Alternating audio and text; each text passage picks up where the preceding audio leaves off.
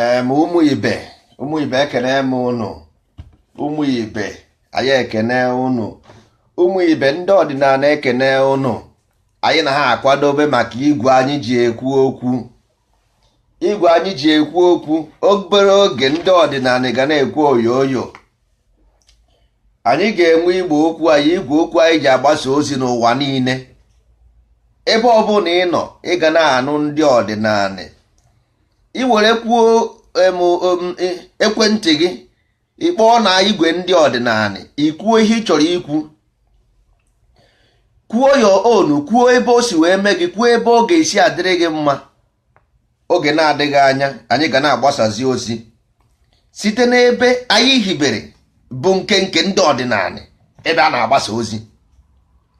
maka anyị chọrọ ka ndị be anyị na-akpọ anyị n'igwe na-agwa anyị kedu o nwere ihe e kwuru ha na-aghọtarọ. ọ bụkwa na enwere ihe ọzọ ha chọrọ ịma ọ ha chọrọ ime ha chọrọ ka anyị mee, ha ekwuo si ụmụnne nekwe na ihe m chọrọ ka unu mee, nekwe nke anyị na-eme ọfụma, nekwe nke anyị na-anaghị eme ọfụma. so anyị nwere ka anyị ga-esi wee mezie ya. so ihe m na-achọ ịgwa unu bụ obi aṅụrị, obi dị m na aṅụrị. nke ahụ eburu gaa. nke ọzọ bụ na tupu anyị a na-ekwugodi, anyị ga-ebu ụzọ mee ka anyị si eme. anyị ga-ekene godo eke, kene orie, kene afọ, kene nkwụ, kene ikwu na ibe, kene enu na ana. maka na Igbo isi mmiri ebe ahụ ka esi wee bido njem. onye ka o ji eme anyị baịbụl atụgasị aka ebe dị agha, ebe ahụ anyị na-atụ aka. mana ebe nwata na ebe akwa atụ aka, nne ya anọ ya, nna ya anọrọ ya. so asị m udo dịrị unu ndị na-ege ege ma ndị ka ya ege ege. asị m udo dịrị unu niile. ụmụ ibe okwu anyị taa ga-epe mpe maka enwere m efe na enwere ebe m na-eje, mana enwere ihe njiwe gbabata ebe a bụ enwere ebe m chọrọ ịtụ aka. mana ọ bụrụkwa m nwa kwuru o, a sị na okenye abụrụ isi awọ. ndị kwuru okwu si na okenye abụrụ isi awọ, mana ama mma ndị be anyị ọ ghọtara okwu ahụ. maka na mgbe anyị ga-ata nwa bekee tata nwa bekee, taa nwa bekee, taa nwa bekee, nwanna anyị chekwa ya eche o. anyị chekwa ya eche na enwekweghị na African country nwa bekee na-achị ọchịchị. enwekweghị African country nwa bekee bụ prezidenti. so bekee anyị takwa nwa bekee, anyị takwa ha ya ọkwa jos ọkwa nnọọ iwe wee gị taa mmadụ ụta ịtasịkwa anyị. ọ dịkwa ka otu anyị nọkwa na Naijiria na Igbo ga-asị na onye ọbụla bụ nsogbu ha, maka ọrụ ịgbago iwe wee gị kụsiwe onye ọbụla. in fact onye ọbụla sịrị akwụkwọ m pụọrọ m ebe a, iwe na-ewe m. mana anyị mesịa iwesie iwe a, ọ bụrụ na anyị enweghị atụmatụ nke anyị, enwerekwa ebe anyị na-eje. odokwa ewu na ọkụ anya, kama na anyị nwere atụrụ atụ, onwekwa ebe anyị na-eje. odokwa na ewu na ọkụ anyị ewetakwa ya n'iwe, abatakwaghị ya na mba. maka na enwere ihe zoro ezo. agaghị m ekwu ya taa, agaghị m ekwu ya echi. enwere ihe zoro ezo ndị isi ojii na-aghọtabeghị. ndị isi ojii aghọtabeghị ihe ndị ha agaghị aghọta ya.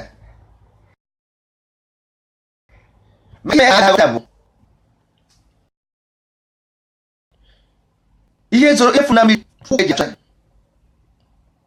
maka ihe na-eme ndị ojii taa, ndị ojii n'ụwa niile taa. ọ bụrụkwa ihe agha na-eche. ọkwa ma this history na-agụ all of them bụ lie ya. sị ka m na-agwa gị eziokwu, ihe niile ị na-agụ as a history from A to Z, from Israel to Egypt to ihe niile ọ bụ asị because ị mara ihe a na-akọ. ị nweghị ihe ka ị nwere history. gogodibo ka onye Africa nwere history. go and read the books. all the whole history was written by them. mmadụ dị clever, dị smart. so ngwa nwere the problem, ọ bụrụ ha nwa. so if ọ bụrụ na nọ nso chọrọ now alright ya Igbo people into history. so ndị believe Igbo history aha, ọ bụ ndị aka mma blame, ọ bụrụ nọ nso dere history. ịghọtago ụmụ ibe? so now the history of the world o megidere ndị isi ojii, but ndị isi ojii nwe o megidere megide dudeki ya. ha chọrọ ịma, ha chọrọ ịma na that is why ọ na-emekwu ha na chọọchị. ifu everybody na-amani enu ikwu against chọọchị, ha na-amani enu. mana igwe ha about their problem, ha naghị agbọfusie.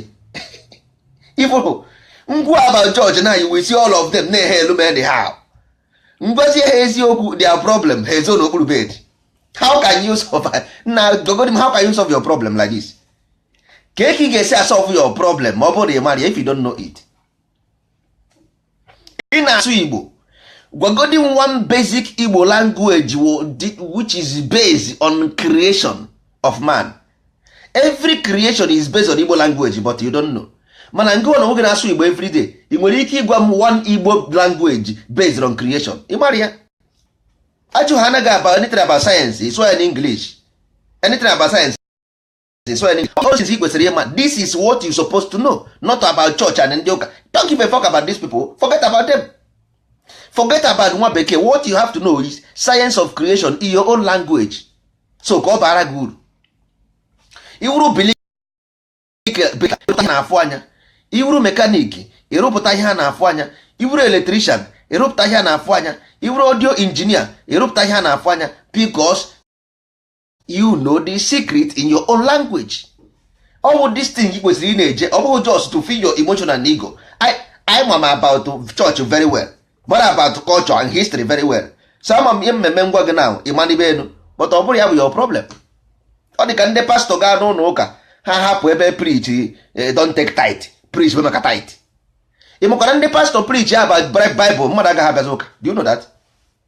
Unu ama na ndị pastọ preach about Bible nobody will come to church. So ọ na-epreach ebe karịa mma, onye karịa mma ka a na-atụrụ ya ego. That's all. Anyị bịara bụ ụmụ ibe, anyị bịara ihe ọzọ. Ndị ọdịnala ọrụ a ga-etiwere ụlọ akwụkwọ oyibo nsugbe, mana ọnwa obere nwa obere nwa obere nwa obere, maka anyị ka na-ebidochi ife ebido hụ. Ọ bụrụ na anyị mesịa ka anyị hibegodi redio anyị anụnwa, because ọ redio anyị anụnwa bụ the important thing, onye ọkasị anyị mkpa. Ka anyị hibegodi redio anụnwa, aga m agwa ụnụ na ihe ụnụ na-akpọ God o nwere ihe ọ bụ. Aga m agwa gị na ihe ị na-akpọ ndụ n'ọya bụ anwụ. Ọ bụ ndụ bụ anwụ. Kedu ihe ọ bụ? Kedu ihe bụ ndụ? Gịnị bụ ndụ? A sị gị na ndụ bụ isi, na chi bụ ike. O nwere ihe dịka ukwu n'ihe, o nwere ihe dịka ukwu na chi. Chi bụ ike, ndụ bụ chi ụzọ. Ọ because na a na-ekwuzi na mmadụ dị ndụ mmadụ. Gịnị mere mmadụ jidere ndụ? Because ije believe na body of the self. No. Ndụ bụ isi, chi bụ ike. Ọ bụrụ na ndụ adịrọ, chi agara adị, ike agara, onye ike dị onye dị ndụ. Ọ bụrụ na ịdịghọ ndụ, ka esi enwe ike? Onye adịghọ ndụ ọ na-enwe ike? Mba. So ihe ọ bụla na-adịrọ ndụ enwere ike inwe ike. Ọ ya bụ ndụ bụ isi. Onye dị ndụ na-afụ ihe ọma, onye dị ndụ na-ekwu okwu, onye dị ndụ na-afụ ụzọ, onye nwụrụ anwụ ọnwụọ na pịị. So ndụ bụ isi. Ka ihe na-anaghị anwụ, that is anyanwụ. Anwụ cannot die. Something does not die. Ya bụ ndụ. Ndụ does not die. And when mmadụ die, that means ndụ apụgo ebe ahụ. Ndụ apụgo, ọ bụrụ na ọ nwụgo. Ihe ndụ pụrụ apụ, ndụ pụrụ from there, ọ bụrụ na ọ nwụrụ anwụ. So ọnwụ bụ ọnwa cycle. Onye ka eji agụ cycle. Ọnwa bụ cycle which is mmụọ. Ọkwa n'abalị ka a sị na mmụọ ji abịa. Unu echefugo na asị na n'abalị ka mmụọ ji apụta.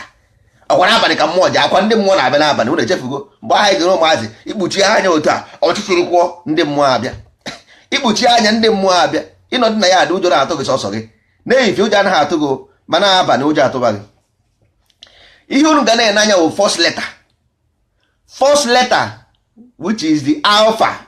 Ọkwa ndị Jews alpha. Unu si anwụ. So all first letter here na anya the pyramid, ọ jaba anwụ. Then ọnwa the zero, the first letter here na the first letter zero, which is represent spirit, mmụọ. O represent mmụọ zero. Ebe nga na-eje. All these things ị kwesịrị ịma. Ọ bụrụ about ma pastor o repụrụ nwunye mmadụ ma o repụ di mmadụ. Ọ bụrụ about ndị Europe, onye nwa bekee sị gị nwa bekee asịrị gị nonsense. Nwa bekee sigidego ruo nwanne echi. Kedu onwere ihe o hepụrụ gị? Ka ihe o hepụrụ gị for? Kedu ihe o mere gị? Nwa bekee sị gị, nwa bekee asị gị do what? This thing cannot help you anything. We may discuss mgbe anyị ga-ekwu, we can discuss them on a very good day, but for lecture we don't need them. Nwatakịrị, ihe nwatakịrị na-ebu, aga m agụrụ unu four things. Nwatakịrị na-ebu ụzọ mara maka animal because of behavior. Second stage of nwatakịrị about science. Then third stage o take a decision ihe ọ ga-abụ n'ụwa. So ihe ahụ mode, you must mold the brain of nwatakịrị. Ọdịnarị na-abịa wit akwụkwọ nke anyị. Anyị nwere school, ụlọ akwụkwọ academy from ntakara to ebe ọ gụrụ. Ihe anyị na-abịa odu bụ a new Igbo Renaissance, Igbo cultural renaissance, the birth of Igbo culture. Nke unu na-ebi ọrụ anụ onwere ihe o mean. It means nothing because onwere ihe ọ add. This Igbo culture of today nwere ihe ọ ga-add is dead and buried. Ebunye ọnwụ anyị na-achị ikpute n'ọnwụ God is absolutely zero. Nwere ihe ọ bụ. So ma ndị eze ma chief ma ihe a niile, how the beneficiary of your downfall? How are we beneficiary? Because ke ha na-ekwe one man's food is another man's poison. Enwere ihe ọbụla wụ lose n'ụwa, mana enwere ndị ọ wụ lose, nwere ndị ọ wụ gain. Na-again ntị o, because ihe ahụ wụ lose for you, nwere ndị gain nọ na ya. Economic crisis nwere ndị ọ benefit. Ala Igbo adịrọ mma, ndị Igbo si ala adịghị mma wuru ndị nze. So ala Igbo adịrọ mma nwere ndị ọ benefit. Ọha bụ ndị eze, ọha bụ ndị gọvanọ, ọha bụ ndị chief. So ụmụ ibe, ihe m na-achọ ịgwa unu bụ na original Igbo, the ancient Igbo philosophy, the creation of itself, because Igbo language was the origin of cosmology. Every definition, because anyị nwa ma sayensị na-agwa unu, anyị ejego na science of western science, different languages, Hebrew, Kabbalist science, Kabbalah science, Kabbalist, because ọ bụ nkarabịa. Anyị agasigo na destiny. For their every cosmology, all of them, their cosmologies I have for them. Definition, all their cosmology definition of the Igbo language, not even definition. Ordinary Igbo language ka ha ji wee mee definition. Can you imagine? Ọ bụrụ na ha ji Igbo language mee definition, marazie definition of Igbo language ihe ya pụta. Anyị sụrụ asụsụ, ha use way for definition. Imagine na anyị nyezie definition mmadụ enigwe agbawa. Enigwe agbawa. Asụsụ Igbo coded language. You don't know, ndị Igbo na-atụ inu. Igbo na-atụ inu. Igbo anaghị ekwu okwu, Igbo na-atụ inu. Mana ndị kịta wereziere Igbo wee mere okwu. Igbo abụrụ okwu. Igbo bụ inu. Igbo abụrụ okwu. Mana duto, because mgbe ndị ochie anaghị ede akwụkwọ. Akwụkwọ niile ifuru onweghị mgbe ndị ochie dere ya, ma nke ndị ọcha ma nke ndị ojii. All ndị a dere ya because their brain work. They reason properly. Ha na-eche echiche, ị nara eche echiche, enweghị nke ịdị mma ya. So ndị na-eche echiche nara gwara ahụ. The worst thing bụ imekakwa ịchụrụ ha jebe mba nụnụ. Osisi eji ama atụ, otu abụrụ osisi eji aka ọnụ. Asị unu isi ala. Gịnị bụ isi ala? Gịnị bụ isi ala? Gịnị ka ọ bụ? Gịnị bụ nsọ ala? Gịnị ka ọ bụ? Gịnị bụ ikpere ala? Gịnị ka ọ bụ? Gịnị bụ ala? Gịnị ka ọ bụ? A sị go Jerusalem. Okay. Jerusalem in ancient days enwere ole leta J. Jerusalem. Gịnị bụ Heru? Heru bụ iru. Because definition ka na agwa go. Definition of Heru means face of the God, face of the sun. Iru pụtara face, tomorrow. Front bụ gịnị? Tomorrow, up, go, front. Ọ ya bụ aka nri. Ebe ahụ ka esi wee nweta nri. Nri ebe ahụ na-akpọ nri. Nri, nwaka nri. Ọ ya bụ echi. Echi bụ gịnị? Chi. Ya bụ asị na-abọọla chi. So nri pụtara echi. Ọ ya gods of Igbo land. Ọ ya bụ iru, because iru bụ nri.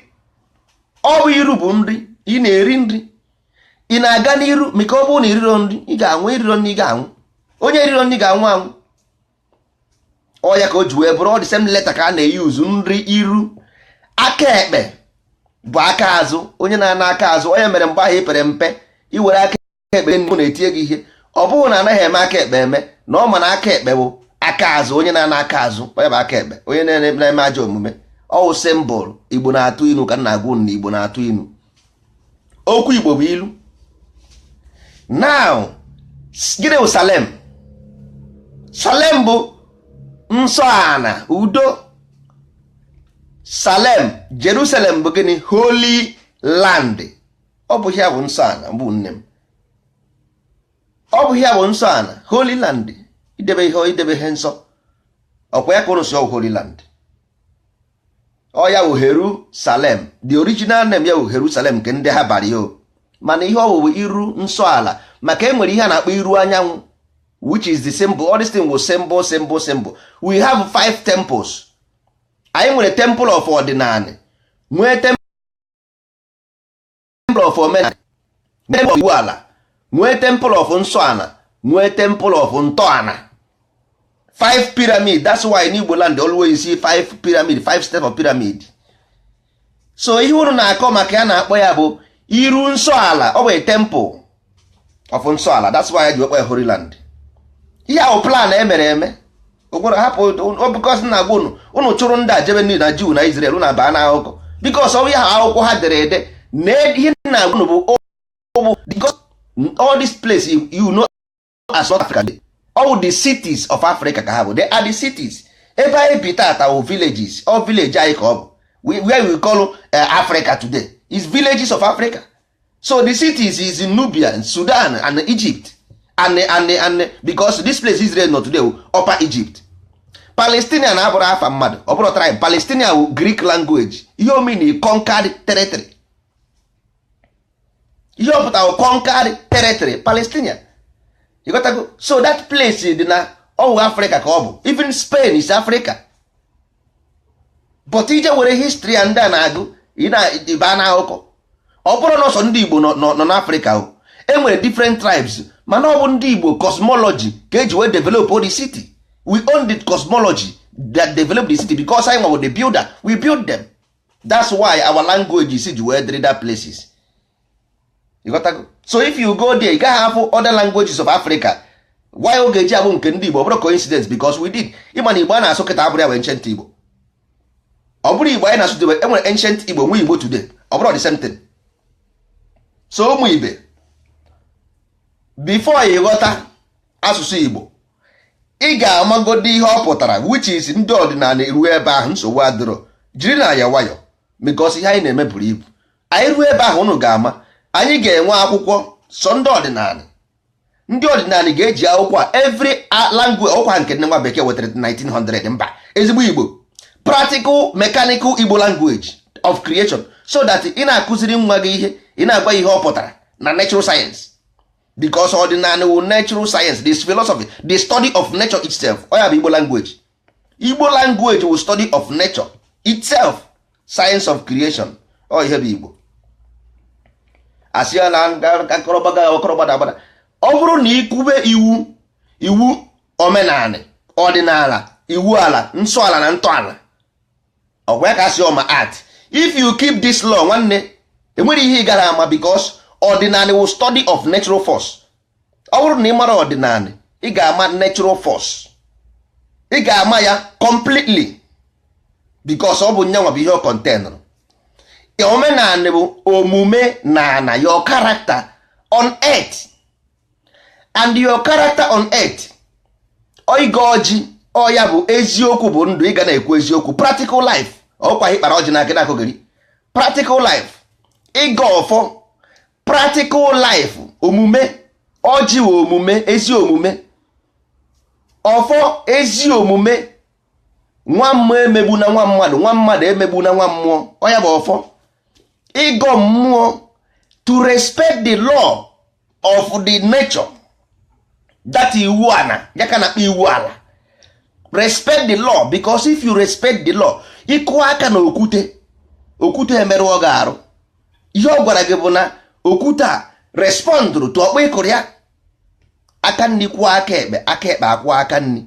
Idebe iwu a, ọ ya bụ mmadụ ịgọ mmụọ to keep the law of the universe. Ọ ya ka akpa ịgọ mmụọ. Ọ bụ nye nonsense ka a na-akọ. Unu amara ihe bụ arụsị. Unu amara ihe bụ arụchi. Unu ama ihe bụ ọrụ nsị. Ihe niile awụcha nna gị debere gị language a. Ịrapụ ya.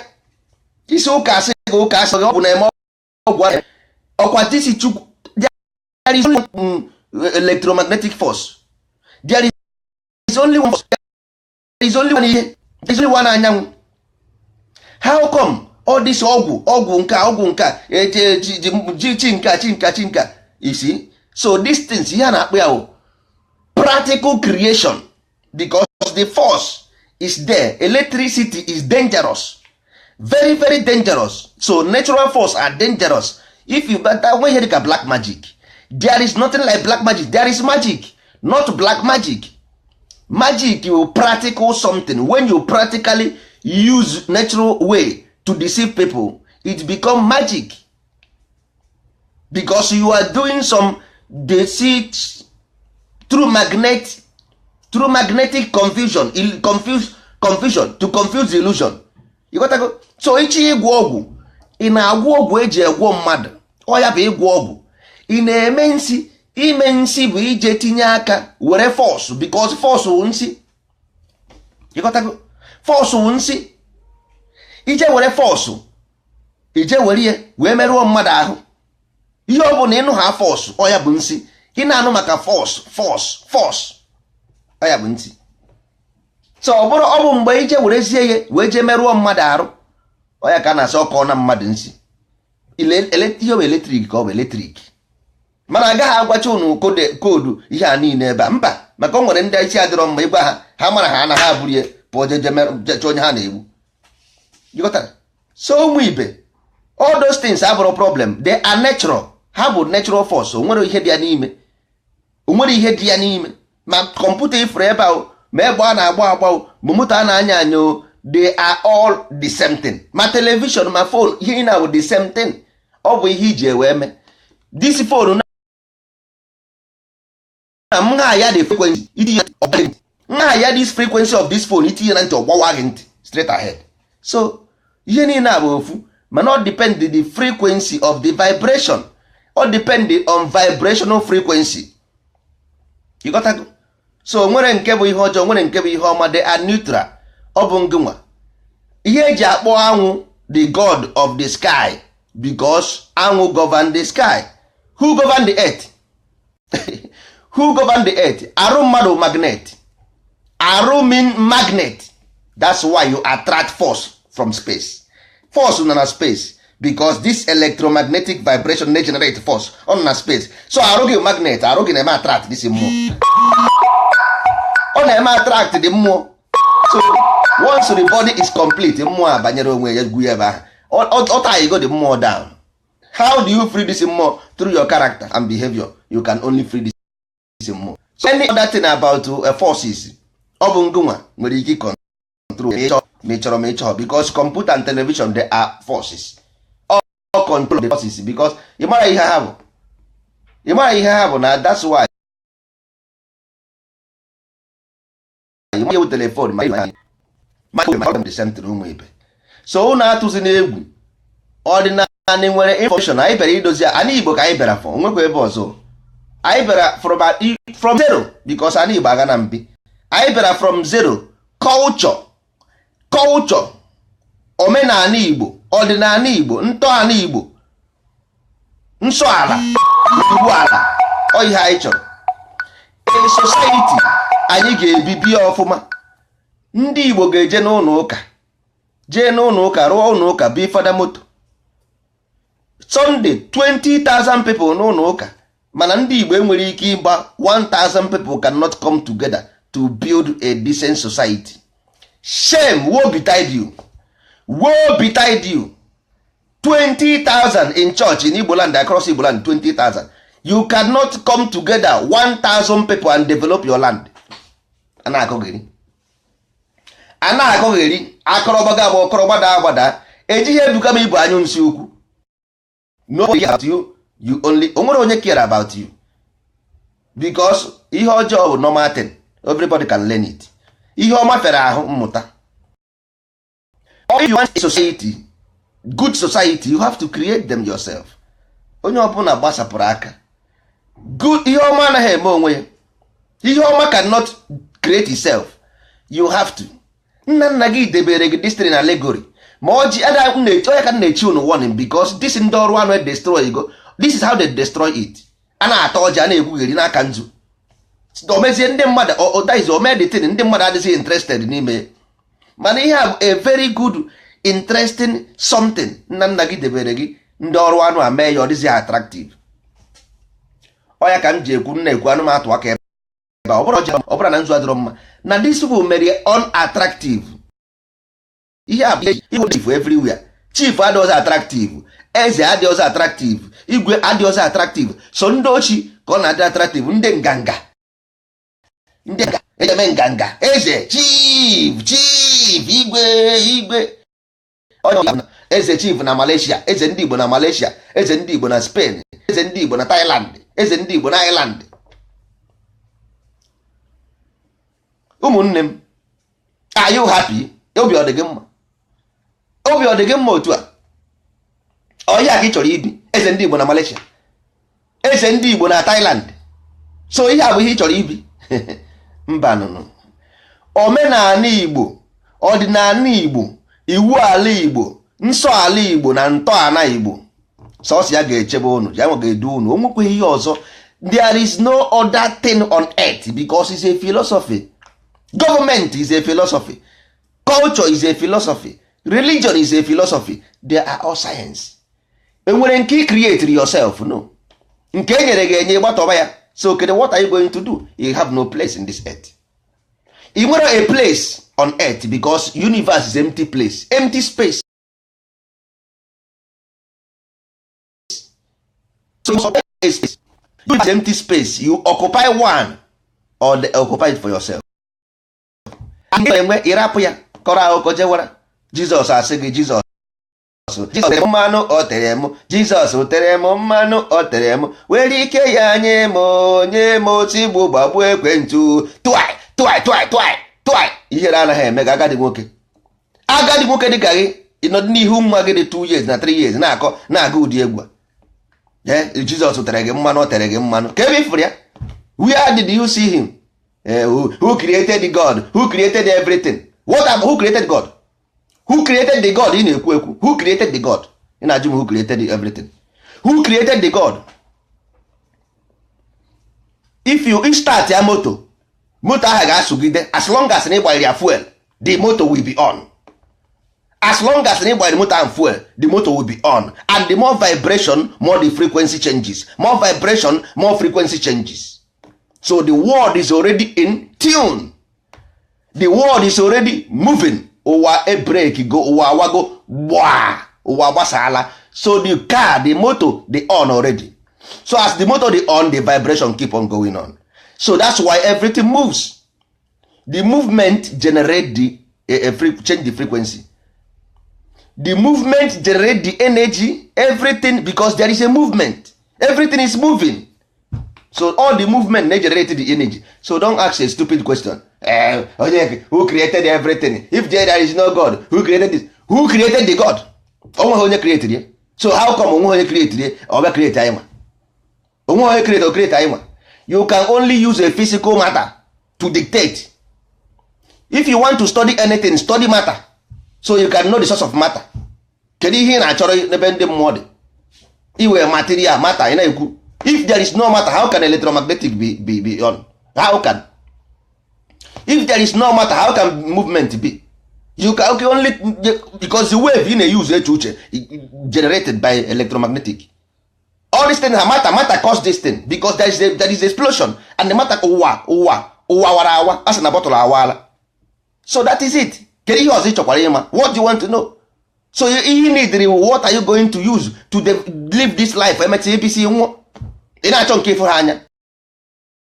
But one you see, the life you live, a na-agba gị egbe, a na-egbu gị mma, ị nwere ụlọ, ị nwere mmiri. This is how can I clean my water? You go and do the research. Ịmara ị ga-eti na mmiri ka mmiri dị ọcha ka a na-aṅụ ya aṅụ. Or you to stream water.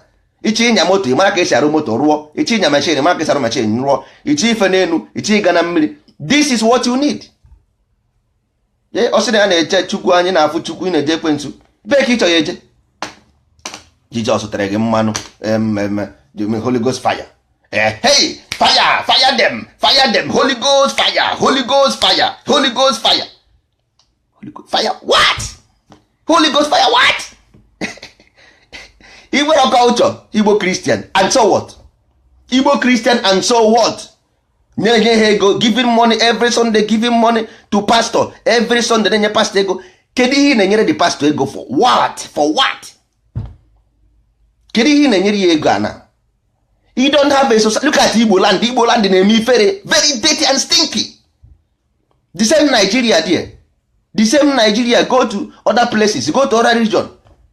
Ipe na nke go na joke every day. Going to church. You cannot come together to build a place for yourself. Mbakwe, Michael Okpara, Mbono Ejike, name them. These people come together, build a place for themselves. In Nigeria. That is, you are distracted. You don't understand. Come together, build a place for yourself. All those things in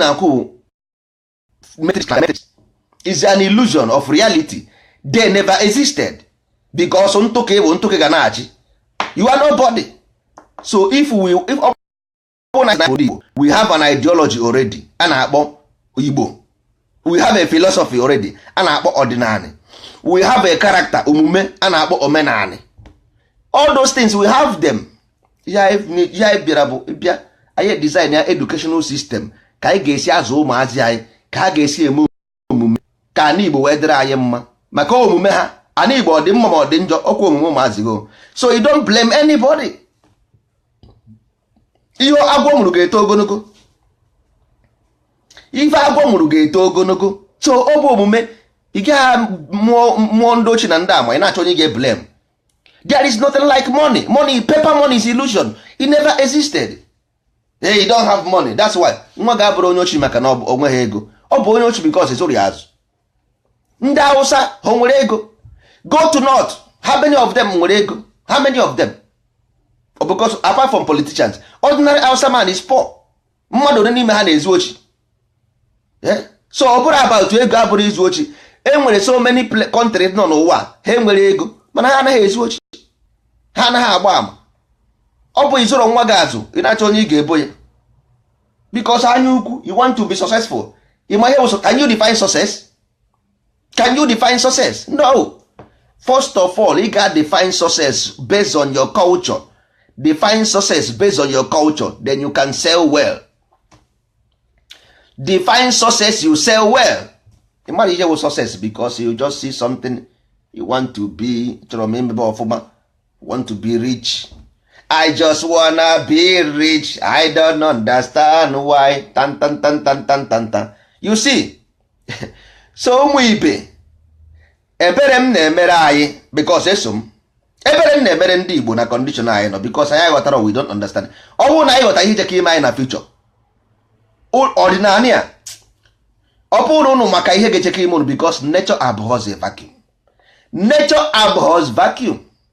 Ịnagụ culture ị nwere ozi anị gị ejiro maka ndị ji ewu ndị politicians all the under political arms. Now kedu ihe iji asị onye Igbo culture nwe iji eji hapụ ga iwuzi Igbo Christian, Igbo Muslim, Igbo Jew.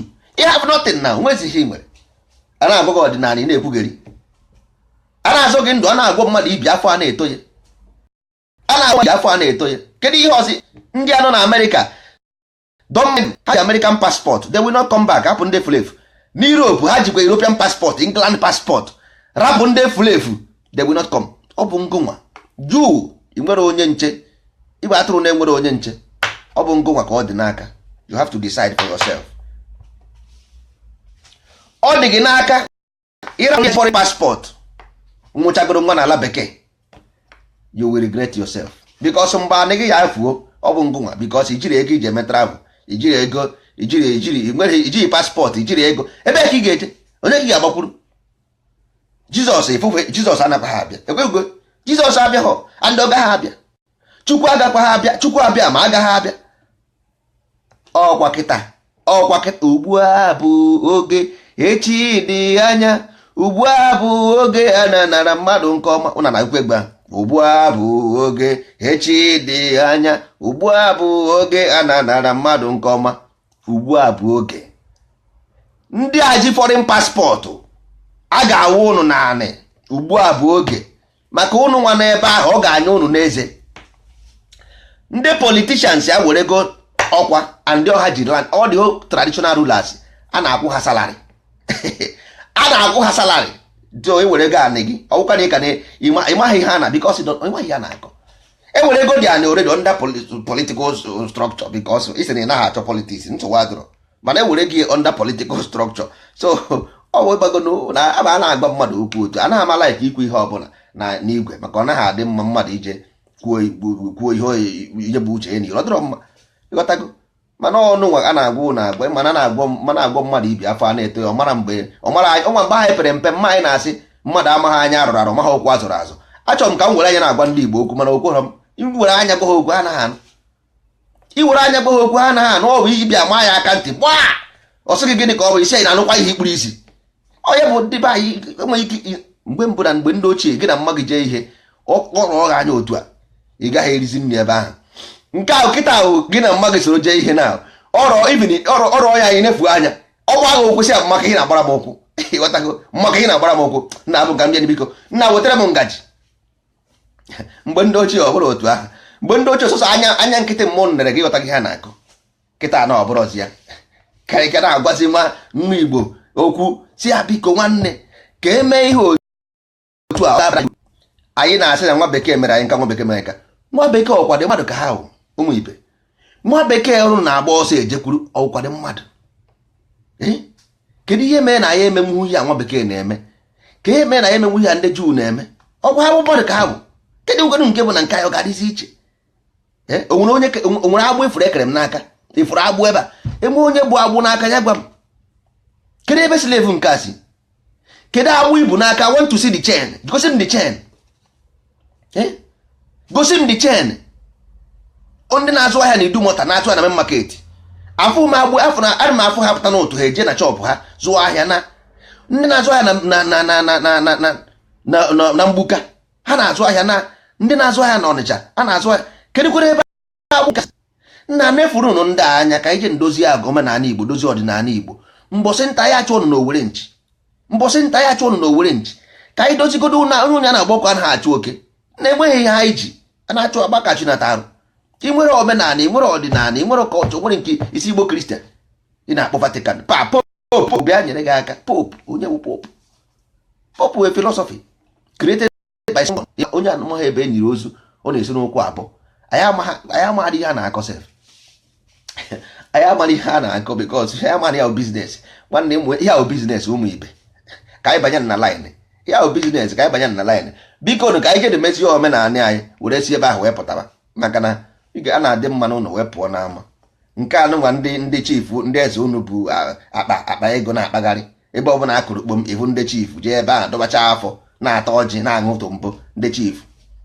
Okwu aka ebile ga-eje eje ụmụahịa, okwu aka ebile ga-eje eje ụmụahịa. Ndị chifu na-amaghị custodian of their past, ndị chifu na-amaghị ihe bụ anwụ, ndị chifu na-amaghị ihe bụ ọnwa, ndị chifu na-amaghị ihe kpakpando, ndị chifu na-amaghị ihe bụ ikwu atọ, ndị chifu na-amaghị ihe bụ arụsị, ndị chifu na-amaghị ihe bụ ọrụ nsị, ndị chifu na-amaghị ihe bụ arụchi, ndị chifu na-amaghị ihe bụ nri. Na bikonu onye ọbụla kwuru nọnsensị abịa m kwa ihu ike a aga m nri ya n'anya nke agaghị m ya n'anya nke custodian of Igbo. Igbo ọ bụghị Igbo nke m, ọ Igbo nke ụnụ, ọ bụrụ Igbo nke nna nna m. Chief everywhere chief. Kedu ibugo Yoruba chief Yoruba na Malaysia? Inugo eze Yoruba na Malaysia before? Eze ndị Igbo n'ugwu ihere anaghị eme ha. Eze ndị Igbo na Italy ogburu akụfe gburu okpu na-akpagharị. Eze ndị Igbo na Malaysia, eze ndị Igbo na Italy. Nwa ahụ arụ ebe ha na-emere atị were m ọjị aha o ji n'aka ntị ya katapọta gbapịa ya anya si ya nwoke m chenji afa. Emeka chief na Malaysia chenji afa gị, m were ọjị aha agbakpọ m ya anya were ose ọjị aha o ji rụkpọ ya anya. M were ụkọrọ ose ọjị aha arị m ya n'ime anya. Ọsọ nkwa mụtara nwa na-apịwa ọnụ dukatị n'ebe ndị a debere anyị. Ha ejidego Igbo destroy everywhere. N'ọbụ nwa ọzọ na-akwanyere ya ugwu. Ihe niile anyị mere n'ụwa anana n'iyi maka ndị nkịtị. Ihe niile anyị mere ọfụrụ nna nna anyị tara n'ụwa, everything destroy. Nganga eze ndị Igbo na Spain, eze ndị eze ndị Igbo na Lagos, eze ndị eze, ambulance everywhere, onye na-aga asị eze ndị eze, traditional ruler bụ ambulance, traditional ruler bụ siren. Ndị Igbo nọ n'ala Igbo, ka anyị mee n'ọdịnala biko, ka anyị mee na omenala, anyị ga-ama ndị nwaanyị ma ọ bụ ndị chifu a ka ọ bụ anyị nwe nwaanyị, anyị ga-ama ma ọ bụ ndị wayo chifu a ka ọ bụ anyị nwa nwaanyị, anyị ga-ama ma ha nwa ndị ara mad people. Mụ Igbo ọ ga-adịba na echi enwere ebe m chọrọ ije biko, oge ga-agabago ka m jee okwu ebe anyị na-agbasa ozi. Anyị ga-enwezi igwe okwu na-akpọ na fonu, na-akpọ na fonu, kpọọnụ ka anyị kwuo dị okwu live and direct na vidio, a na-ekwu na vidio, a na-ekwu na ihe a na-emerụ m program different one. Anyị enwetago ebe anyị na-agbasa ozi, ọ bụrụsị nke a na-agbasa n'ime ụlọ, mba ka studio ka a na-akpọ na bekee studio. Anyị enwego studio ntọọ unu si ha ntọọ, anyị enwere studio. Ọ dịkwa na echi ụmụ ibe.